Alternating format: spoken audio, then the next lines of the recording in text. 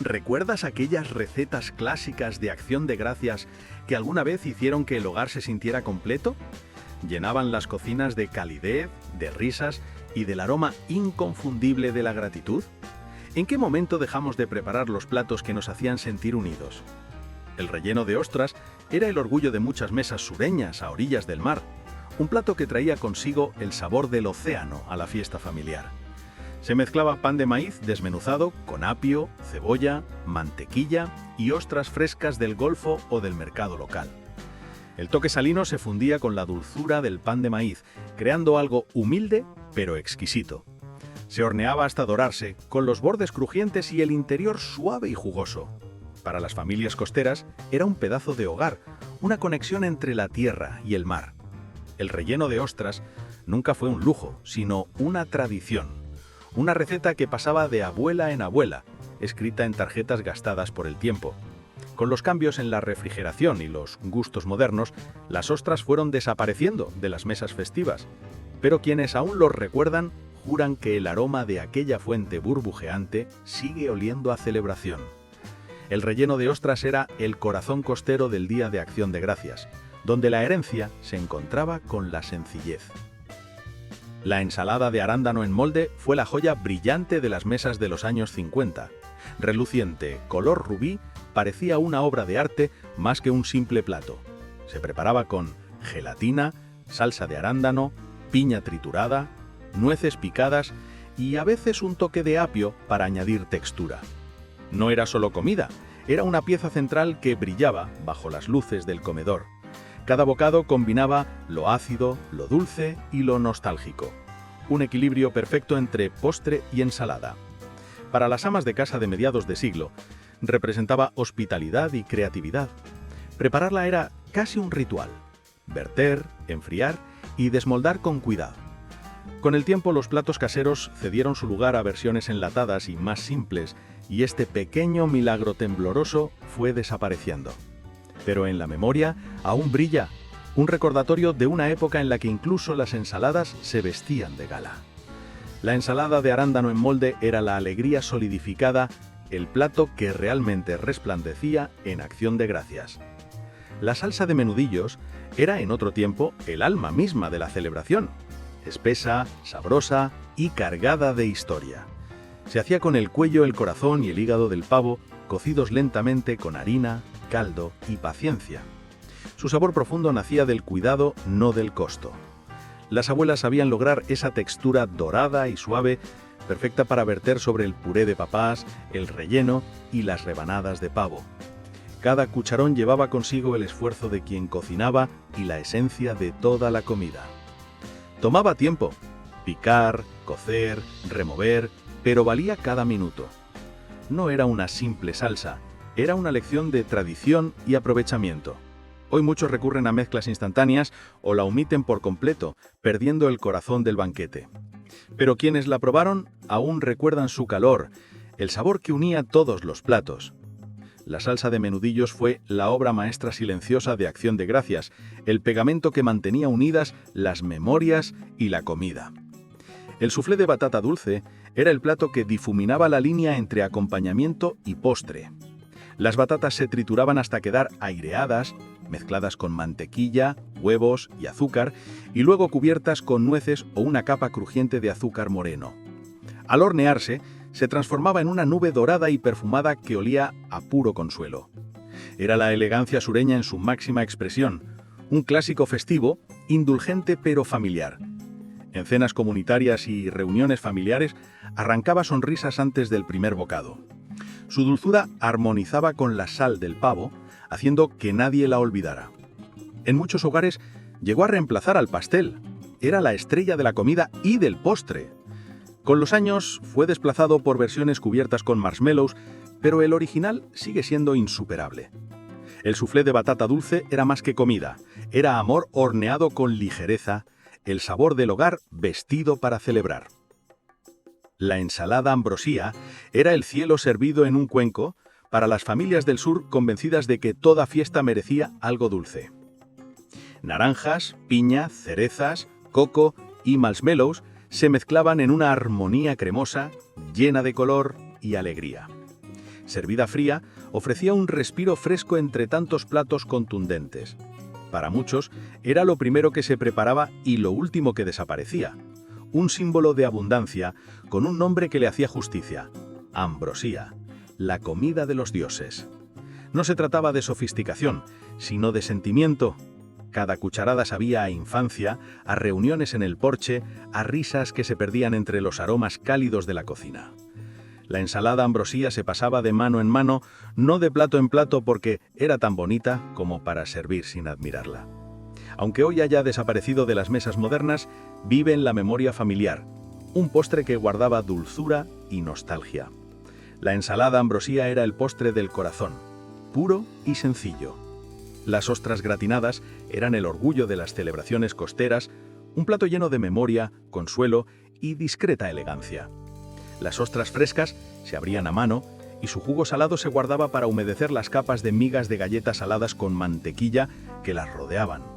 Cada nivel brillaba con crema, mantequilla y una pizca de pimienta negra antes de hornearse hasta formar una superficie dorada y crujiente. El aroma llenaba la casa, intenso, marino y mantecoso al mismo tiempo, como si el océano y el fuego del hogar se encontraran en un solo plato. En el siglo XIX y principios del siglo XX, era sinónimo de refinamiento. Servido en fuentes de plata en hoteles o en sencillos moldes familiares, cada bocado era una sinfonía de texturas. El crujir de las migas, la suavidad de las ostras, el calor sedoso de la crema.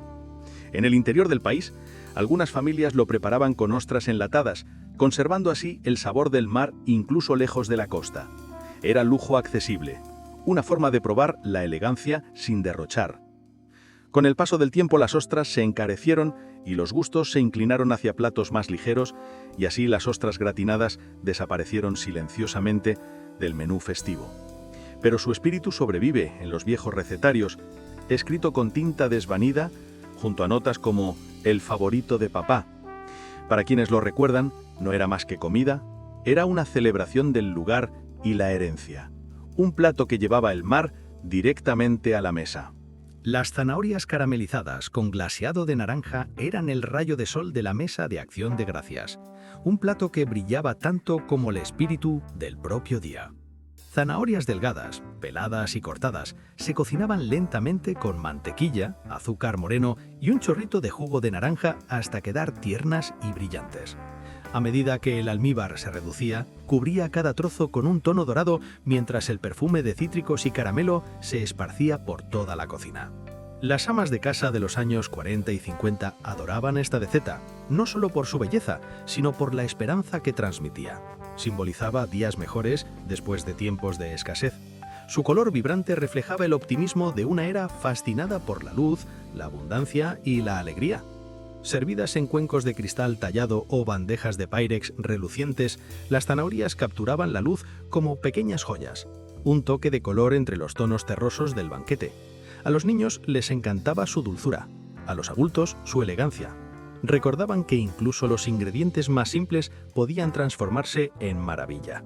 Con los años, este acompañamiento humilde fue quedando en el olvido, pero en su época representó la esperanza misma, dulce, constante y radiante.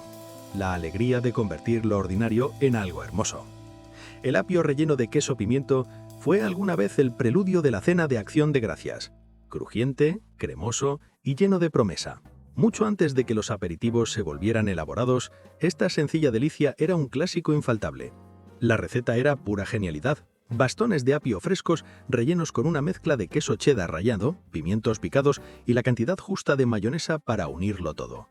El resultado era fresco, ácido y sabroso. Un equilibrio perfecto entre textura y sabor. Los invitados se reunían junto a la bandeja de entremeses, conversando y riendo mientras picaban, con el sonido de los platos y el aroma del pavo asándose al fondo. Las amas de casa lo amaban por su sencillez. Podía prepararse con antelación, servirse frío y siempre lucía impecable. En los hogares del sur especialmente, el queso pimiento era casi una insignia de identidad. Cada familia juraba tener la mejor versión. El apio daba estructura, el queso ponía el alma.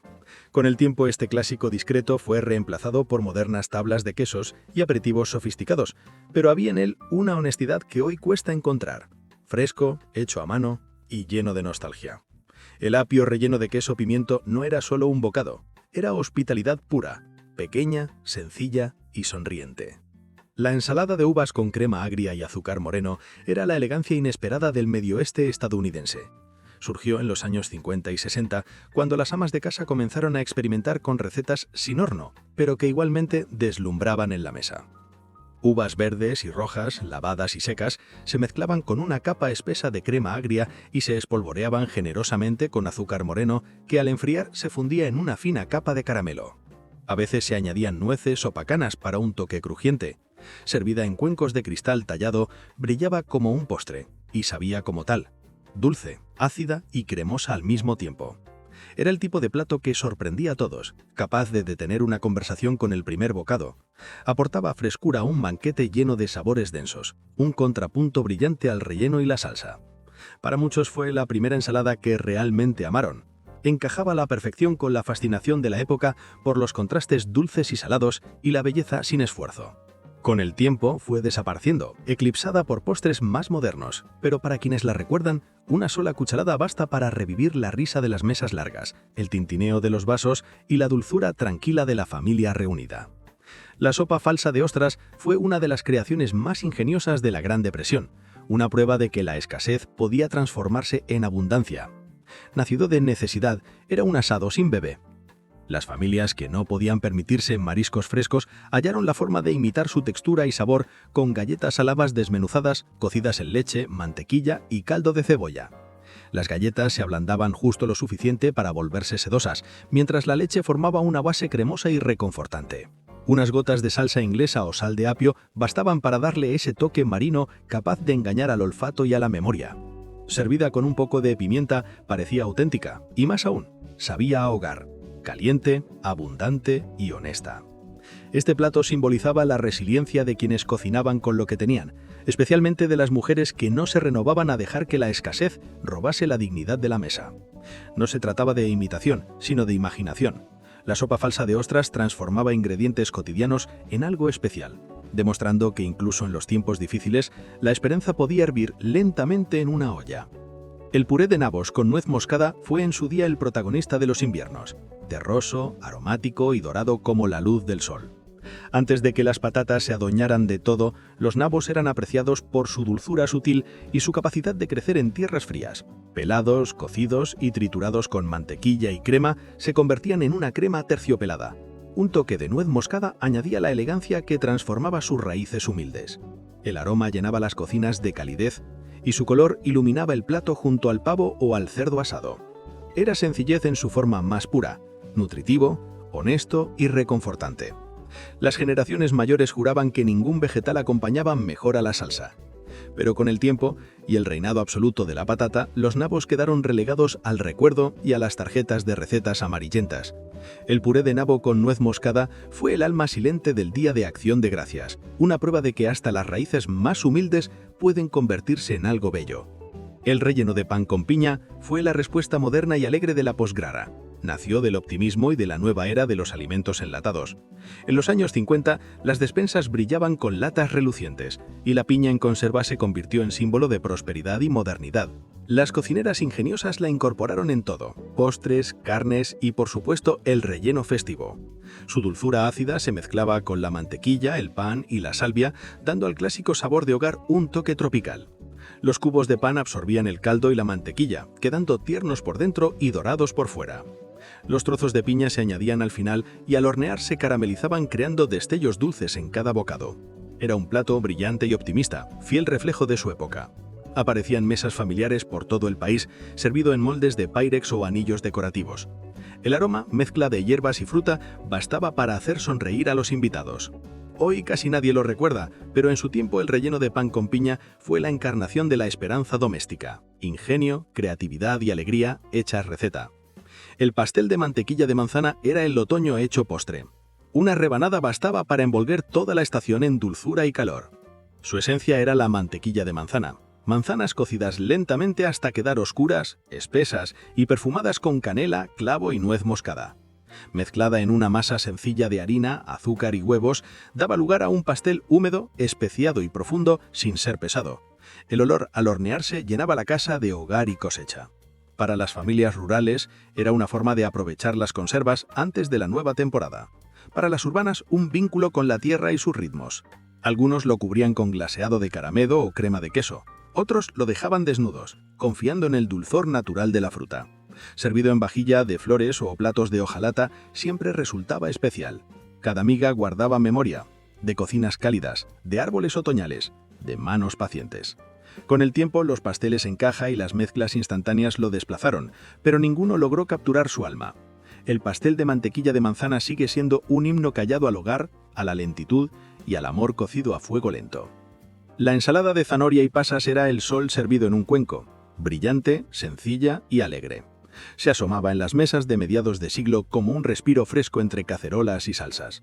Zanahorias ralladas, crujientes y dulces, se mezclaban con un aderezo cremoso de mayonesa, azúcar y a veces un toque de limón. Simple, pero mágico. Su dulzura equilibraba los sabores salados de la comida.